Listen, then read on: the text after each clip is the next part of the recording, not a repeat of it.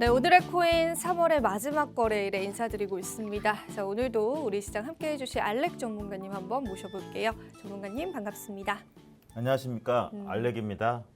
오늘이 이제 3월의 마지막 네, 날인데요. 맞아요. 비트코인이 이제 이번 주에 30K를 돌파를 하냐 안 하냐 그런 부분이 궁금하실 텐데 잠시 후에 자세하게 설명해드리겠습니다.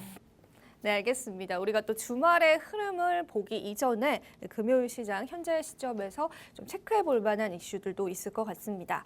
자, 일단은 오늘 준비해 주신 이슈부터 좀 열어보자면 SEC, CFTC, 이 미국의 금융당국에서 암호화폐에 관한 굉장히 많은 규제를 현재 이어오고 있는 상황입니다. 그렇기 때문에 우리가 앞으로 어떻게 대응을 해야 할지가 또 이 시장에서는 좀 중요한 부분인 것 같은데요. 자, 전문가님이 관련해서 오늘 SEC 관련한 이슈들 가지고 오셨는데 바로 한번 이야기 들어보겠습니다. 네, 그 SEC 의장 게리 겐슬러 형님이시죠.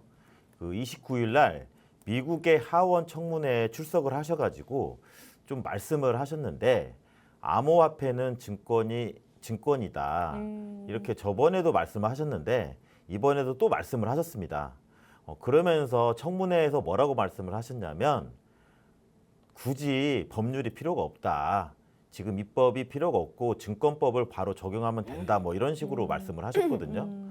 그래서 현재 거래소에서 대부분 암호화폐가 좌지우지 되기 때문에 SEC에 대한 어떤 증권법, 즉 미국의 코인이 판매가 된다거나 암호화폐가 판매가 된다거나 이러면 미국의 증권법을 적용을 받아야 된다. 뭐 이런 주장을 말씀을 하셨거든요. 그리고 이제 의회에서 만약에 입법을 제정을 하면 증권법을 토대로 이렇게 체크해야 된다 뭐 이런 얘기를 하셨었어요.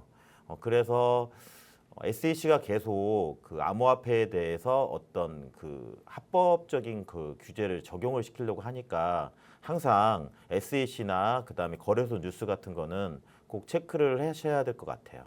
네, 알겠습니다. 전문가님 주무시고 오신 거 아니죠?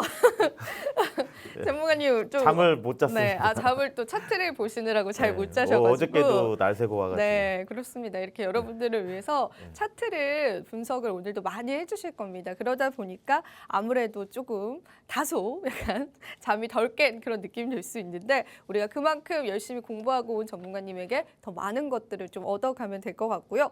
자, 일단 말씀을 해주신 대로 SEC 같은 경우에는 계속해서 좀 암호화폐를 공격해오는 그러한 하나의 미국 금융당국의 기관이기는 합니다. 그 부분은 우리가 알고 있는데 최근 들어서 이러한 행보들이 조금 더 공격적으로 변하고 있어요. 전문가님 생각하실 때는 이러한 이슈들 계속 부각이 되는 거 그리고 CFTC와 SEC가 계속해서 공격을 하는 그 근본적인 이유가 뭐라고 생각하세요? 일단은 그 소비자 저희 그 투자자분들을 보호하기 위해서 나선다고 보고 있고요. 또 가장 큰 원인은 달러의 그 유상이 굉장히 중요하거든요. 그런 부분들. 네, 지금 이제 미국에서 이제 그 달러가 전 세계 그 기축 통화 아니겠습니까? 그렇죠. 네.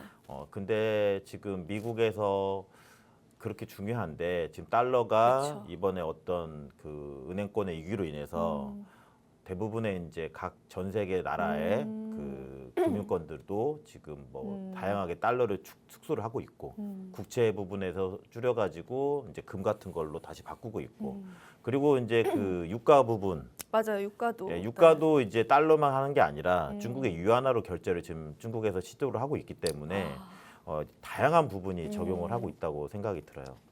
맞습니다. 굉장히 중요한 이야기 좀 해주셨는데 우리가 약간 거시적인 경제 문제들과 또 비트코인과 함께 같이 바라본다라고 한다면 최근 들어서 은행 리스크가 터졌을 때 비트코인 가격이 오히려 올라간 것이 미국 정부 측에서는 당연히 규제와 견제의 대상이 될 수밖에 없는 것 같습니다. 그러다 보니까 자, 은행이라고 하는 중앙 집권식의 어떤 기관들이 흔들린다라는 것이 좀 어찌 보면은 비트코인 외국인에게 더 수혜가 될 수 있다라는 판명이 들어서인지는 모르겠는데 간밤에도 이 조 바이든 대통령이 미국의 은행 관련한 투자 관련한 법안을 개정하기도 했습니다. 도드 프랭크법이라는 법안인데요. 이 법을 보다 더 개정을 해서 소형 은행들을 앞으로 더 많이 지켜주겠다라는 의지를 좀 표명하기도 했습니다. 이 부분들을 봤을 때 아무래도 이 달러의 위상을 지키기 위한 하나하나의 행동으로 또 보여진다라고 말씀하셨는데 그 부분도 어느 정도는 좀 납득이 가는 부분인 것 같습니다. 자, 그렇다면요, 전문가님 한 가지 조금 더 여쭤보고 싶은 게 그 리플도 곧 발표가 나잖아요. 네. 소송에 대해서 네. 그건 또 어떻게 결정이 날까요? 간단하다고 음. 생각합니다. 어. 항상 쉽게 생각하셔야 되는데 그 리플은 SEC와 합의를 원했었거든요.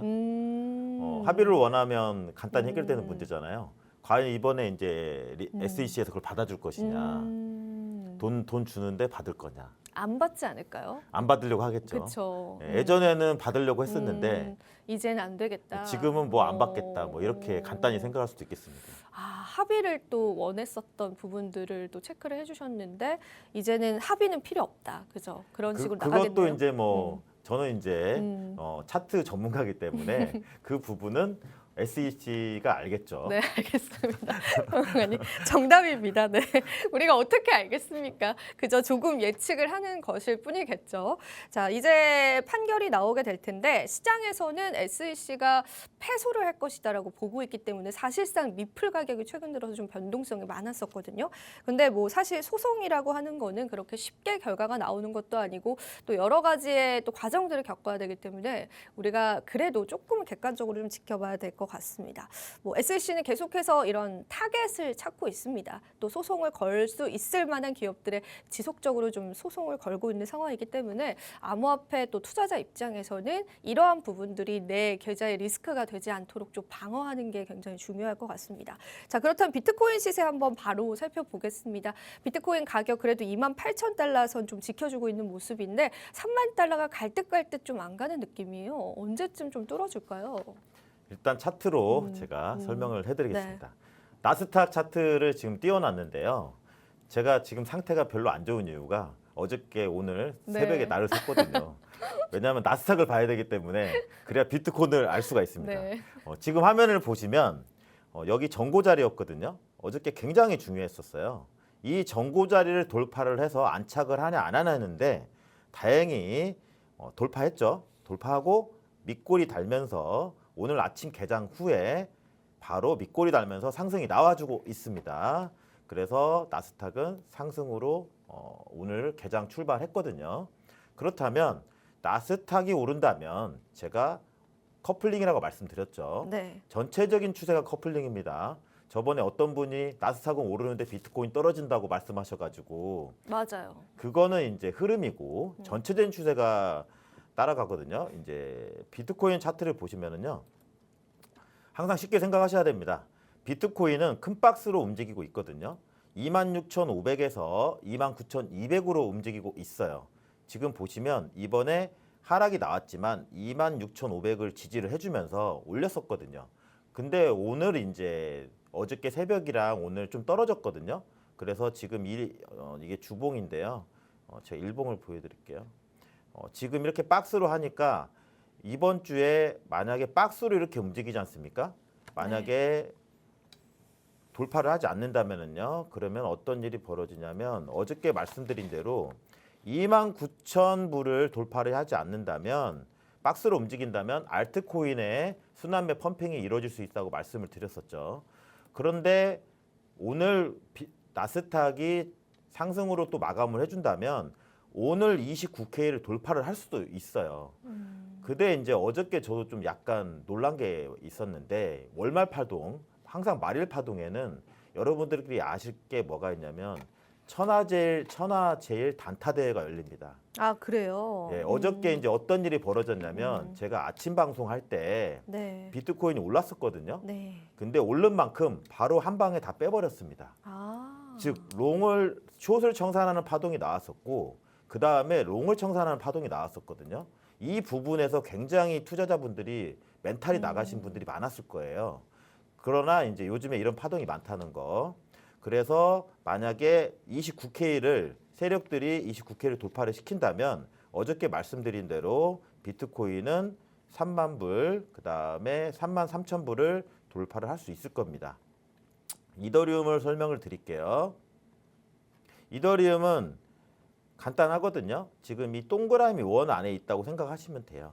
그래서 1710불과 1740불을 지지를 한다면 1845불 무난히 돌파할 걸로서 보이거든요. 그래서 횡보를 한다든지 아니면 비트코인이 29K를 돌파를 할 때 1845불을 돌파를 하고 그리고 다시 2000불을 갈 수는 있습니다. 그러나 여기에 이제 한 가지 아셔야 될 게 만약에 비트코인이 조정이 나오지 않습니까? 그러면 충분히 이더리움도 1740불이 깨지면서 1640불, 그다음에 1570불까지 조정이 나오면서 다시 상승으로 갈 확률이 높거든요. 그래서 조정도 나올 수 있는데 나스닥이 계속 상승으로 가고 있기 때문에 저는 조정보다는 횡보로 가면서 언제 돌파할까 정보를 그걸 세력 형님들이 연구를 할 것 같다는 생각이 들거든요. 네. 알겠습니다. 또 갑자기 끝나셨어요. 네, 일단 분석을 해주셨는데, 자, 지금 제가 잠깐 가격 차트를 보니까요, 이 바이낸스 기준으로 현재 비트코인이 28,100달러 선인데 이더가 지금 1,800달러 선 올라왔습니다. 방금 제가 한 5분 전에 봤을 때도 1,700달러 선이었거든요. 자, 이더리움 흐름 굉장히 좋은데 일단은 비트코인의 흐름과 조금 같이 가는 부분이 있기 때문에 비트코인이 조금 지켜줘야 되는 부분들에서는 어제와 비슷한 내용들 같이 한번 체크를 해주셨습니다. 자, 나스닥의 흐름도 우리가 봐야 될 것 같고 주말에도 저희는 또 계속해서 차트 흐름 지켜볼 테니까 우리 또 투자자분들께서는 오늘의 코인을 통해서 한번 확인해 보시면 될 것 같습니다. 자, 그러면 전문가님 저희가 알트코인 분석 최근에 많이 해드리고 있잖아요. 많이들 좋아하시더라고요. 근데 최근에 저희가 솔라코인 바로 어제 분석했었던 솔라코인이 지금 추가 상승이 나왔어요. 네. 그렇죠? 맞습니다. 그래서 그 네. 부분들 어제 집어주셨던 부분들 AS를 좀 부탁드려봐도 될까요? 네, 솔라를 한번 보겠습니다. 네. 저도 이제 어저께 말씀하셔가지고 솔라를 바로 이제 즉석에서 작도를 하고 분석을 맞아요. 했었는데요. 네. 어저께 저희가 이제 672원을 돌파를 한다면 제가 755원까지 상승의 힘이 있다고 말씀을 드렸었는데 755원까지 상승을 하고 이 보이시면 윗꼬리가 달렸죠? 이렇게 윗꼬리가 달리면서 만약에 이때 익절 안 하셨다면 지금 물리실 수 있거든요. 그러면 지금 이 부분 지금 무슨 얘기냐? 588원을 지지를 한다면 박스로 이렇게 그릴 수가 있습니다. 다시 그래서 다시 한번 672원을 돌파를 해야 되는데 이 부분은 비트코인이 만약에 박스로 횡보해주고 지켜만 준다면 상승을 할 수 있을 것 같으나 672원을 돌파하기는 좀 힘들지 않을까라는 생각이 들어요. 항상 이렇게 이 구간에서 윗꼬리가 나오지 않습니까? 팁을 하나 드리면 윗꼬리가 나오면 무조건 익절을 하시고 나오셔야 돼요. 솔라는 이렇게 해서 755원까지 어저께 상승을 했었습니다. 그렇네요. 네. 어제 집어주신 또 지점까지 상승이 나왔고 일단 보유자의 영역이다라고 어제도 말씀해 주셨는데 만약에 익절하지 못하셨던 분들께서는 전문가님이 집어주신 구간들을 체크하셔서 어느 정도는 좀 수익 실현을 하는 게 좀 옳아 보입니다. 물론 추가 상승이 일어날 수도 있는 거긴 하지만은 일단은 우리가 어느 정도의 확정된 이익을 가져가는 매매 전략은 투자하실 때 굉장히 중요하다라고 알고 있습니다. 자, 그렇다면 두 번째로 이 마스크 네트워크 가 아니라 저희 스텔라 루멘을 분석하기로 했죠. 저도 좀 헷갈렸습니다. 자, 스텔라 루멘 같은 경우에는 전문가님이 아까 얼핏 말씀하시기로는 조금 더 상승이 나올 수 있을 것 같다라고 하셨는데 자, 분석 한번 해볼게요. 네, 지금 아까 스텔라 루멘을 말씀하셨는데 스타트 걸고 있습니다. 스텔라 루멘. 스타트 걸고 있다는 게 무슨 뜻이에요? 스타트. 그러니까 발동을 네, 시동을 이제 운전수가 시동을 걸려고. 걸고 있다. 네, 차트 한번 보시죠. 네. 아까 말씀을 하셔가지고 제가 바로 분석을 했었는데 이 삼각수렴의 자리였거든요. 그래서 이 126원을 돌파를 했어요. 그래서 134원을 돌파를 했고 그래서 이 상승의 힘, 응축한 상승의 힘이 나올 수 있거든요.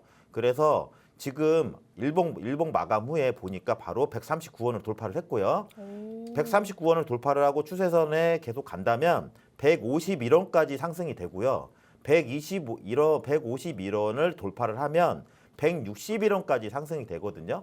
그래서 제가 아까 분석할 때는 여기서 한번 눌러줄 거라고 생각을 했었어요. 그래서 제가 134원하고 126원하고 121원을 매수의 포인트라고 알려드리려고 했는데 바로 올라왔어요? 139원을 네. 돌파를 하셔서 아나운서님께서 쪽집게가 아닌가 그런 생각이 네. 듭니다. 그럼 지금은 어떻게 해야 될까요? 우리 지금은 전문가님? 이제 이평선을 보시면서 1분봉과 5분봉에 살짝 눌러줄 때 그때 거기서 바로 매수 포인트를 잡으셔가지고 하시면 괜찮을 것 같아요. 실시간 대응하시면서. 알겠습니다. 자, 스텔라룸엔 이제 상승의 폭이 시작이 됐다라고 하니까 우리 투자자분들 좀 흥미롭게 지켜보시면 될 것 같고요.